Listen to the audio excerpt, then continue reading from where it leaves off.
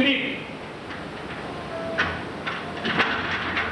Thank you for joining me again tonight on what's a very, very special episode of, well, I can't really call it Coming Up Next, but it's more a look into the slide into madness that my brother went through. You all know about the public breakup that occurred, but most people don't know that there's actual footage of that breakup itself. So why don't you join me now as we take a first ever look at the breakup of a team that hosted the most wildly acclaimed show ever in public access history. We interrupt this footage, as the footage that was to be shown was far too graphic and the censors would not allow us to show it on television. Yeah, I think it's only fair to warn our audience that I haven't seen a lot of this footage, and a lot of it I haven't seen since the day it was shot. Since the day of that breakup, my brother and I never spoke again. Maybe I was stubborn. Maybe it was just easier for me to deal with the whole thing that way. Maybe I just thought his show sucked. But I decided I was going to continue on with Coming Up Next. So I auditioned handfuls of people to be my new co-host. But it just seemed that the chemistry that was there, that was needed for that show, just wasn't there with anyone else. So I'd like you to take a look at a couple of the clips of the audition tapes of a few of the people who auditioned to be the co-hosts, and maybe you'll see why I never continued the show beyond the last one. Good evening. Thank you for joining me again for Coming Up Next, the clip show that you've gotten to know and love. We haven't been on the air for a little while, and one of the reasons is now I have a new co-host, a whole new format. So I'd like you to meet my new co-host, the Red.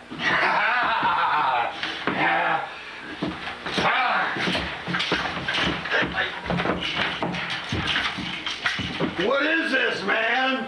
I thought we was family. You said you was gonna help me ever since I lost my job at the post office. You said auditions were tomorrow. It's okay. Sit down. Calm down. Ladies and gentlemen, I'd like you to meet the new co-host of Coming Up Next, my cousin Kevin. Hey, this is fun. You know, people seem to think that our careers followed remarkably similar paths, and they use these next two clips as an example of that. I don't really see it, but you might get the correlation. Let's take a look.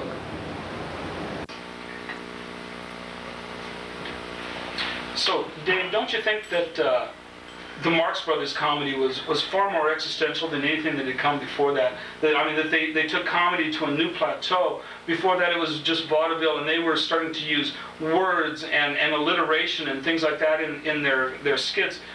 Don't you think that was the turning point that made comedy what it is today? I don't know what the hell you're talking about, but I wish you'd shut up. So, Dave, tell me, don't you think that the Three Stooges comedy was just the pinnacle of all comedic achievement? I mean, their comedy was so much more cerebral, so much more existential than anything else that had ever come along to this point. I mean, when Moe would get a hold of Larry's nose and just start cranking, there was something almost Freudian about it. Don't you think? I don't know what the hell you're talking about, but I wish you'd shut up.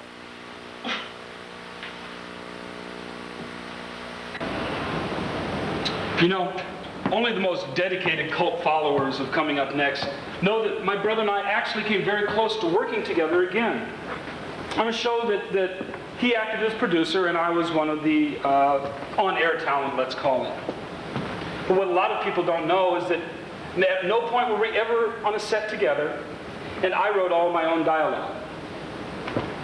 This show was one of the worst shows that have ever been on television. So let's take a look now at a clip from this colossal failure.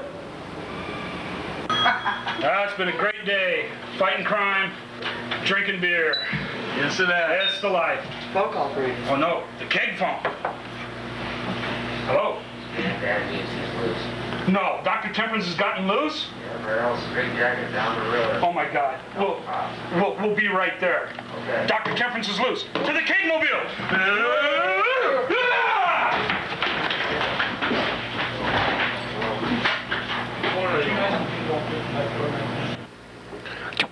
Beer, beer, gotta give me some beer now. Beer, beer, beer,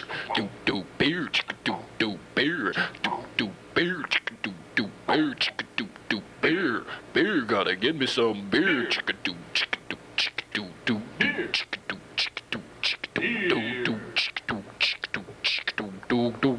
Beer.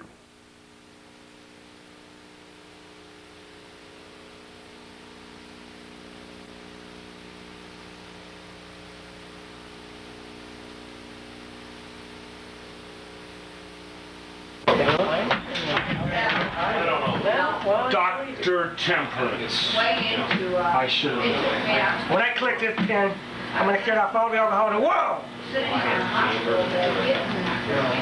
Come on, baby. You know you don't need alcohol when I'm around.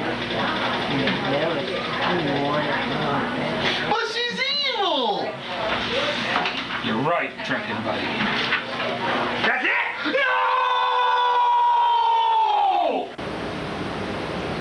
You know, after the failure of the pilot, it seems that my brother retreated into the identity of a character that he had once played on our show. There's a tremendous amount of footage because, unfortunately, this was public madness. So I'd like to have you take a look with me at some of this footage as Moose slipped further into lunacy is the only word I can think of. Hey. How you doing, Doc? I'm fine. How are you? Oh, okay. What can I get you to drink, man? Bud? Oh, hello! I am Frenchy Minotaur. Here is your beer. Reggie. Come on. Wait. You know you're not supposed to be good. You sure, Fred? Really?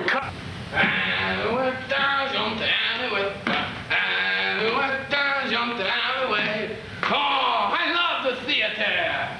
Oh, I am Frenchy Minotaur. Hey, Frenchie! Oh, no. You know you're not supposed to be in here. Get out! Oh, please. Just go on! Sacre bleu. Alouette, argent, alouette. Alouette, argent, alouette.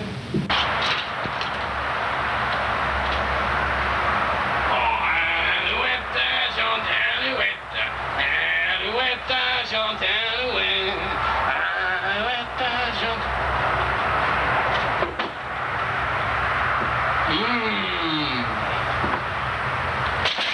Hello, I am Frenchy Minotaur.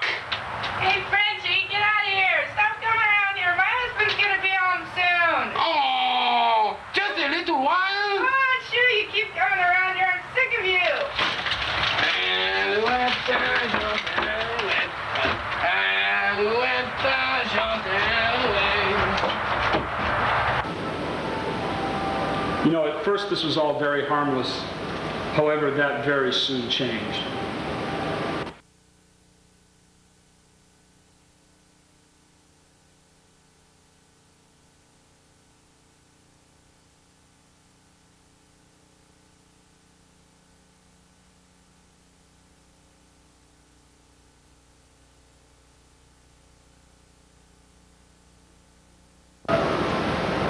You know, shortly after this incident, my brother was arrested and committed to the Nebraska Institute for insane, washed-up TV producers.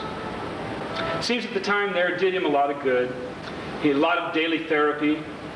Found out that he didn't even really like French food.